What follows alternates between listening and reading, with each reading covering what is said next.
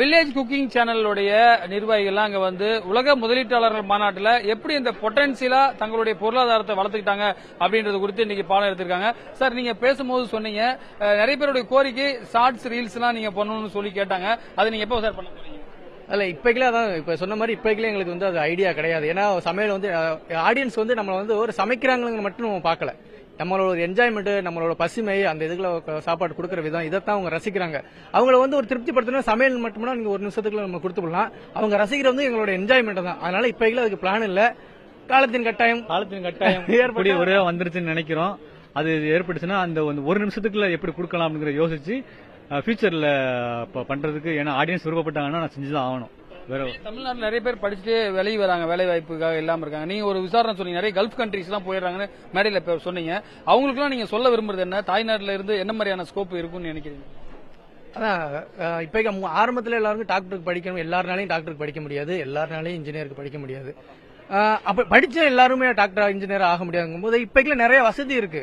Internet எல்லாருக்குமே இருக்கு, எல்லாரும் ஈஸியா ஒரு கிரியேட்டர் ஆகலாம். அதனால எல்லாருமே அவங்களுக்கு எடுத்து தெரிஞ்சு. இப்ப முன்னாடி வந்து பேஸ்புக் மட்டும் இருந்துச்சு, இப்ப பேஸ்புக், ட்விட்டர், இன்ஸ்டாகிராம் எல்லாம் நிறைய வந்துருச்சு. எல்லாரும் அவங்களோட திறமையை வெளிப்படுத்துறாங்கன்னா கண்டிப்பா மேல வரலாங்கிறதா சொல்லிக்கிறோம். நீங்க உள்ள மேடையில ஷேர் பண்ணீங்க பல்வேறு விஷயங்கள், அதை கொஞ்சம் ஷார்ட்டா சொல்லுங்க.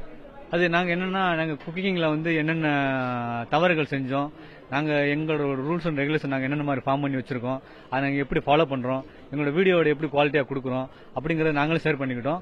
அதே மாதிரி குக்டு அப்படிங்கிற ஒரு சேனலும் அவங்களோட எக்ஸ்பீரியன்ஸை ஷேர் பண்ணிட்டாங்க. சோ இதுதான் மேடையில் நடந்தது. நீங்க பெரிய தம்பிய உங்களுடைய ஸ்லாங்குக்கு நிறைய பார்வையாளர் இருக்காங்க, பெரிய பெரிய சேட்டலைட் சேனல்ஸ்க்கு இல்லாத ஃபாலோவர்ஸ் எல்லாம் கூட உங்களுக்கு இருக்காங்க. அதை பத்தி நீங்க சொல்லுங்க, இந்த மாநாட்டில் கலந்துக்கிறத பத்தி நீங்க சொல்லுங்க. எனக்கு வந்து இவ்வளவு பெரிய மாநாட்டில் கலந்துகிட்டதுக்கு அழைப்பு கொடுத்ததுக்கு ரொம்ப நன்றி தெரிவிச்சுக்கிறேன். எனக்கு ரொம்ப சந்தோஷமா இருக்கு. லேட்டஸ்டா உங்க ரெசிபி என்னன்னு சொல்லுங்க வியூவர்ஸ்க்கு. நீங்க புதுசா நீங்க சொன்னீங்க ஒரு ஆம்லெட் மீன் போட்டு சாப்பிடுறது, அதை பத்தி 2-3 விஷயம். மீன் ஆம்லெட்டுங்கிறது வந்து நீங்க கூட வீடியோ பார்த்துருவீங்க. முட்டையை கொத்து ஊத்தி அந்த மீனை கொட்டி இது பண்றான். அதை அத்தோட கட் பண்ணிட்டு என்னன்னா அப்புறம் மீனை அவிச்சு அதை அப்படியே முள்ளெல்லாம் எடுத்து முட்டையை கொத்து ஊத்தி இந்த மீனை அப்படி மறுபடியும் மசாலா கொடுத்து வதக்கி அதுல போட்டு ஆம்லெட் கொடுக்கும். தமிழக அரசுக்கு ஒரு கோரிக்கைன்னா நீங்க என்ன சொல்லுவீங்க இந்த தருணத்தில்? இல்ல, அங்க அந்த அளவுக்கு பெரிய ஆள்லாம் இல்ல. தமிழக அரசுக்கு என்ன, இப்ப ஆல்ரெடி அவங்க வந்து ஒரு ஸ்டெப் எடுத்திருக்காங்க. யூடியூப் சேனல் கிரியேட் பண்றது எப்படி அப்படின்னு தமிழ்நாடு அரசு இப்ப ரீசெண்டா ஒரு 2-3 நாளைக்கு முன்னாடி பார்த்தேன். யூடியூப் சேனல் கிரியேட் பண்றது எப்படி அப்படின்னு ஒரு செஷன் வச்சு எல்லாருக்கும் ஒரு ஈவெண்ட் மாதிரி நடத்துறாங்கன்னு நினைக்கிறேன்.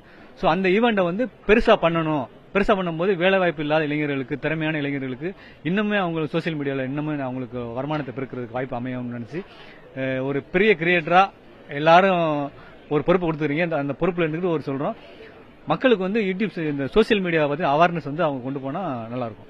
செம்மையா சமைக்கிறோம், பயங்கரமா ருசிக்கிறோம். இன்னைக்கு ஒரு பிடி எல்லாரும் வாங்க, ஆல்வேஸ் வெல்கம்ஸ் யூ.